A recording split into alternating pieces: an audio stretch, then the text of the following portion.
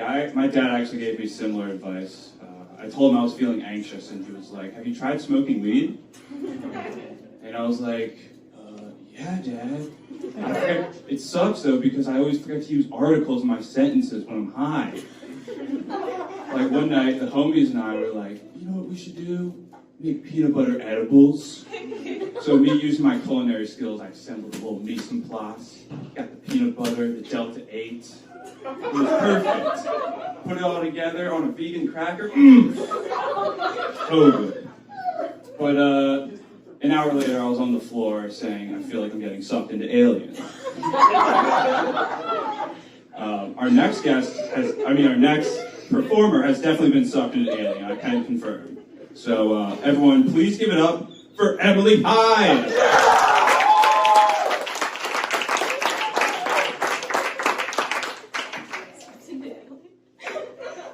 Okay, I'm not sure what that means. Alright, hey everyone, how are you guys doing today?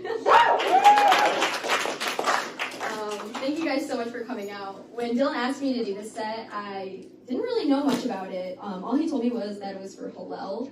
And as a Gentile, I was like, what? Like, why are you asking me to do this? But then he told me more about how this is an interfaith comedy show. And I was like, thank God. Don't get me wrong, I still would have done it. But all of the things that I know about the Jewish community mostly come from Marvelous Mrs. Maisel and Adam Sandler's Hanukkah songs.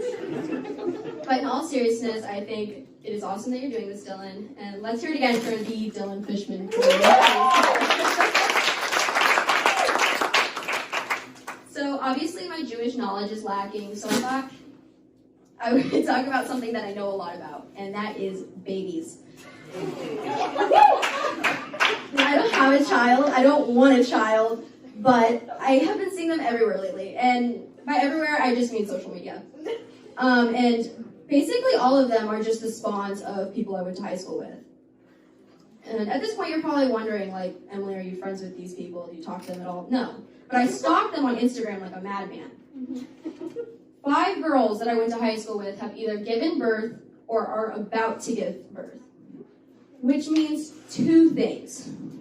1, Florida probably needs to start teaching sex ed. And 2, I've seen almost 5 Insta posts of 5 ugly babies. I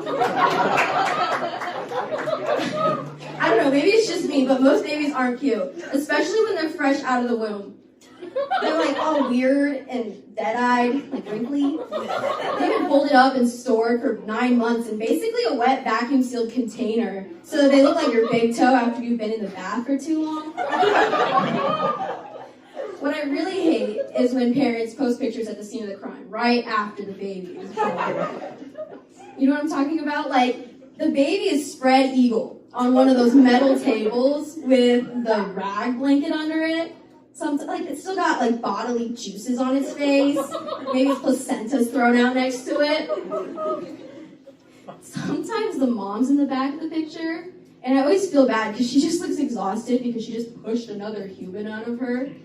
And she just looks deflated. It's like she's been building up this giant pimple in her for 9 months. She finally popped it, and now the doctors are, like, examining the pus, the color, the shape. The whole thing's just really weird to me. And I applaud every mother. I'm not here to hate on them or their bodies or their choices. Maybe it's not apparent since I'm comparing their babies to pimples, but I realize it's a lot. I just can't imagine baking another human in me for 9 months just to be handed this blanket and look down and see an ugly disappointment. I'd be very concerned. Like, I thought this was supposed to look half like me and half like this guy. This just looks like a botched loaf of bread.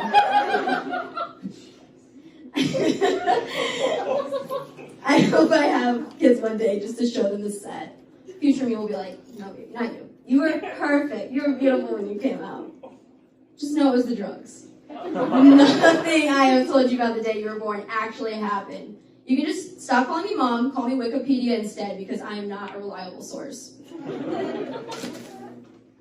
My own mother often reminds me that she wants grandchildren, which has kept me really, really busy lately.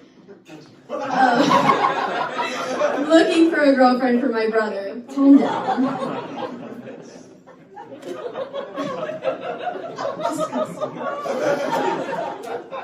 The real reason I'm nervous about ever having kids of my own is because there's a high chance they will do some of the same things that I did. And according to my parents, I was a total pain in the ass from birth to about now. Let me explain a little more. So when I was very young, my parents liked to travel with me, and we'd always end up staying, at hotels, usually like a Marriott or something. And in the morning, you know how like when you're traveling, there's that hour gap where everybody's getting ready. Like your dad's hogging the bathroom, your mom's trying to decide what to wear, she's getting things organized, everyone's just busy doing something.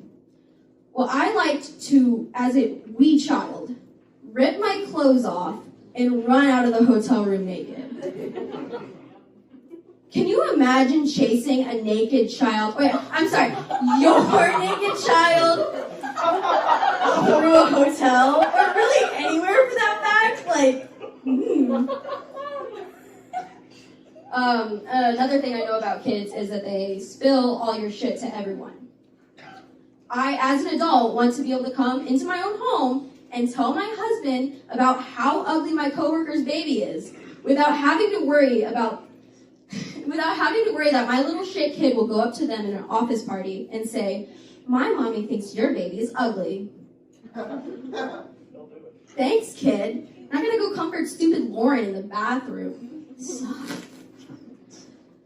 I bet you didn't expect free birth control when you came here tonight.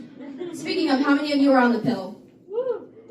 Okay, so like 2 of you. That's sad. So your hormones must be balanced for you too, right? No, they're not. Of course they're not.